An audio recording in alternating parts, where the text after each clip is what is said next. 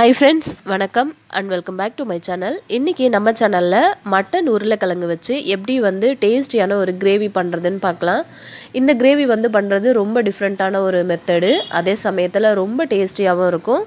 இப்போ வாங்க இந்த கிரேவி பண்றதுக்கு என்னென்ன பொருட்கள் தேவை அப்படினு நம்ம பார்க்கலாம்.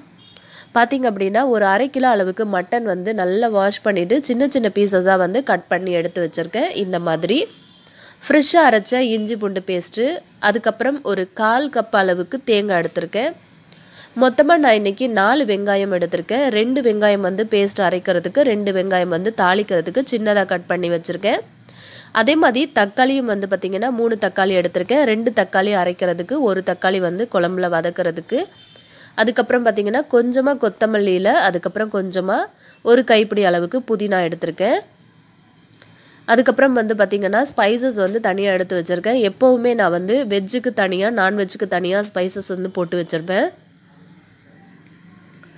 இந்த மாதிரி ஏனா எல்லாத்தையும் வந்து ஒண்ணா mix பண்ணி வச்சோம் அப்படினா நம்ம வெஜ் பண்ணும்போது நான் வெஜ்ஜோட ஸ்மெல் வந்து வரும். ஏனா ஸ்பைசஸ் வந்து மிக்சிங்ல இருந்தா அந்த மாதிரி இருக்கும். இன்னைக்கு கடலெண்ணெய் யூஸ் பண்ணி தான் நான் இன்னைக்கு இந்த மட்டன் கிரேவி பண்ண போறேன்.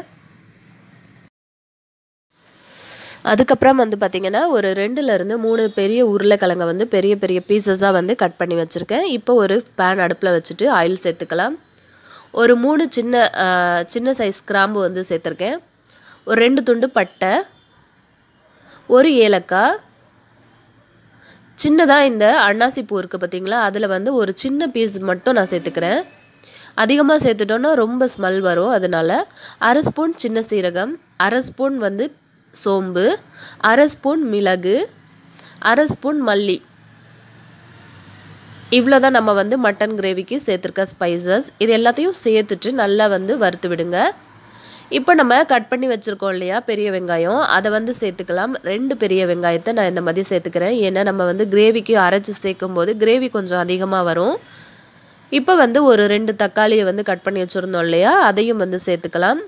இப்போ அது சேர்த்ததுக்கு அப்புறமா கொஞ்சமா தேங்காய் எடுத்து வச்சிருந்தோம்ல, அதையும் சேர்த்துக்கலாம். சேர்த்துட்டு நல்லா இதை வந்து வதக்கி விடுங்க. இது ஒரு ஓரமா நல்லா வதங்கினதுக்கு அப்புறமா இதை இறக்கி ஆற வச்சிருங்க.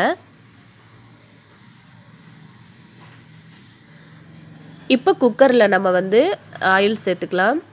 இப்போ ஒரு சின்ன துண்டு பட்டை, 2 கிராம்பு, ஒரு ஏலக்காய் சேர்த்திருக்கேன். இப்போ நம்ம வாஷ் பண்ணி எடுத்து வச்சிருக்கிற மட்டனை உள்ள சேர்த்துக்கலாம். மட்டன் வந்து எப்பவும் நம்ம இந்த மாதிரி குக்கர்ல வச்சு நல்லா அதை வந்து வேக வச்சு எடுத்ததுக்கு அப்புறமா நம்ம வந்து குழம்புல சேர்த்துக்கிட்டோம் அப்படின்னா நல்லா சீக்கிரமா வந்து வெந்து வந்துடும்.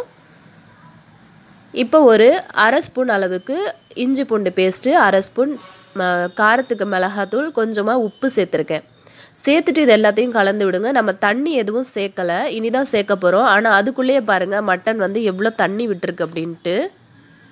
நல்லா கலந்து விட்டுட்டு ஒரு 1/4 டம்ளர் அளவுக்கு தண்ணி விட்டா போதும். அதுவே வந்து அதிகம்தான். நான் இன்னைக்கு 1/4 டம்ளர் தண்ணி தான் விட்டுருக்கேன். விட்டுட்டு விசில் போட்டுடலாம். ஒரு 5ல இருந்து 6 விசில் வந்து வரட்டும். இப்போ நம்மளோட மசாலா வந்து நல்லா வெந்து வந்திருக்கு. அதை வந்து நம்ம பேஸ்ட்டாக அரைச்சி எடுத்துக்கலாம். இப்போ ஒரு கடாய் சூடு பண்ணிட்டு 1/2 ஸ்பூன் சின்ன சீரகம், 1/2 ஸ்பூன் சோம்பு சேர்த்துக்கோங்க. சேர்த்துட்டு நம்ம கட் பண்ணி வச்சுருந்தோம் இல்லையா 2 பெரிய வெங்காயத்தை, அதை வந்து உள்ளே சேர்த்துக்கோங்க.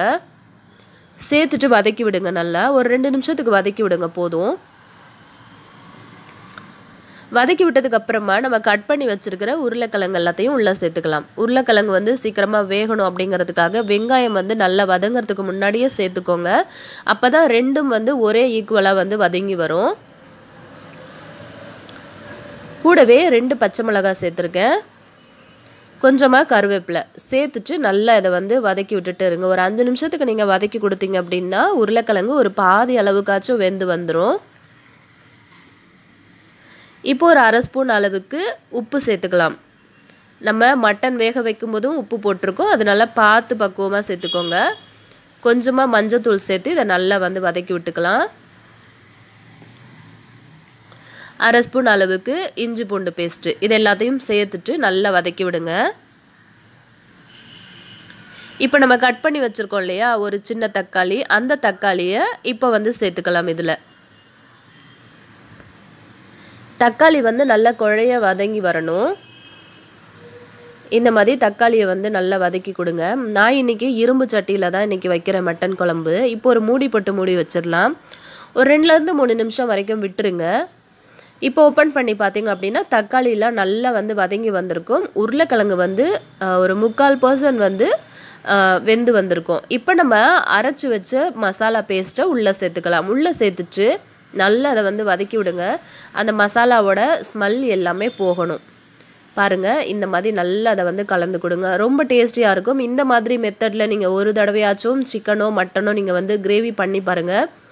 கண்டிப்பாக நீங்கள் நெக்ஸ்ட்டு இந்த மாதிரி தான் பண்ணுவீங்க. இப்போ அந்த மிக்சியை வந்து அதை ஜாரை கழுவிட்டு கொஞ்சமாக தண்ணி வந்து உள்ளே சேர்த்துருக்கேன். சேர்த்துட்டு நல்லா கலந்து விட்டுட்டு ஒரு மூடி போட்டு மூடி வச்சிடலாம். ஒரு 5 நிமிஷம் மூடி வைங்க போதும், அதிகமாக வேணாம். இப்போ வந்து நல்லா கொதிக்க ஆரம்பிச்சிருக்கும். இப்போ நம்ம ஓப்பன் பண்ணி பார்க்கலாம். பாருங்கள், நல்லா சுண்டி வந்திருக்கு பார்த்தீங்களா? இந்த டைமில் நம்ம வந்து மட்டன் வேக வச்சு தனியாக எடுத்து வச்சுருக்கோம் இல்லையா, அந்த மட்டனை வந்து நம்ம உள்ளே சேர்த்துக்கலாம்.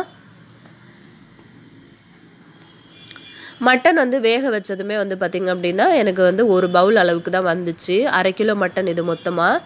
சின்ன சின்ன பீசஸ் தான் நான் வந்து கட் பண்ணி வச்சது. ஏன் அப்படின்னா சீக்கிரமாக வேகணும் அப்படிங்கிறதுக்காக. இப்போ மட்டனையும் சேர்த்ததுக்கப்புறம் நல்லா வந்து கலந்து கொடுங்க.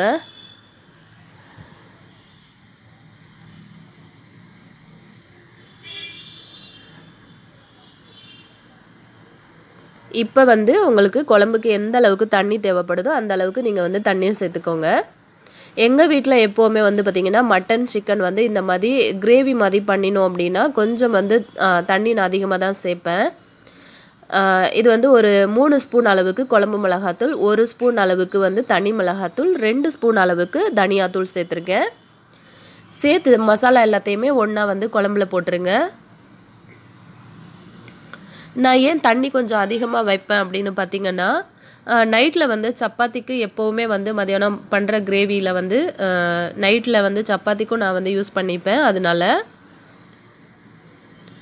இப்போ வந்து நல்லா கலந்து விட்டுக்கோங்க. உப்பு காரம் வந்து இந்த டைமில் செக் பண்ணிக்கோங்க. செக் பண்ணதுக்கப்புறமா ஒரு மூடி போட்டு மூடி வச்சுருங்க. ஒரு 10லேருந்து 15 நிமிஷத்துக்கு நல்லா லோ ஃப்ளேமில் வச்சு அப்படியே விட்டுருங்க.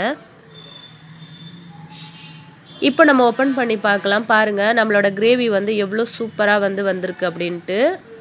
நம்ம தண்ணி எவ்வளோ சேர்த்தோம், ஆனால் தண்ணி வந்து நல்லா சுண்டி நல்ல ஒரு கிரேவியான ஒரு பதத்துக்கு வந்திருக்கு பாருங்கள். அதுலேயும் பார்த்திங்கன்னா இந்த மாதிரி இரும்பு சட்டியில் வந்து மட்டன் கிரேவி சிக்கன் கிரேவிலாம் பண்ணும்போது ரொம்ப டேஸ்ட்டாக இருக்கும். இப்போ வந்து ஒரு கைப்பிடி அளவுக்கு கொத்தமல்லியும் ஒரு 4-5 புதினா இலைகளும் சேர்த்துட்டு மூடி போட்டு மூடி விட்டுருங்க. அடுப்பை வந்து ஆஃப் பண்ணிவிடுங்க. ஒரு 5 நிமிஷம் கழித்து ஓப்பன் பண்ணி பார்த்தீங்கன்னா செம்மையான மட்டன் கிரேவி ரெடியாக இருக்கும். ட்ரை பண்ணி பாருங்கள். பிடிச்சிருந்தால் லைக், ஷேர், கமெண்ட் பண்ணுங்கள். தேங்க்யூ.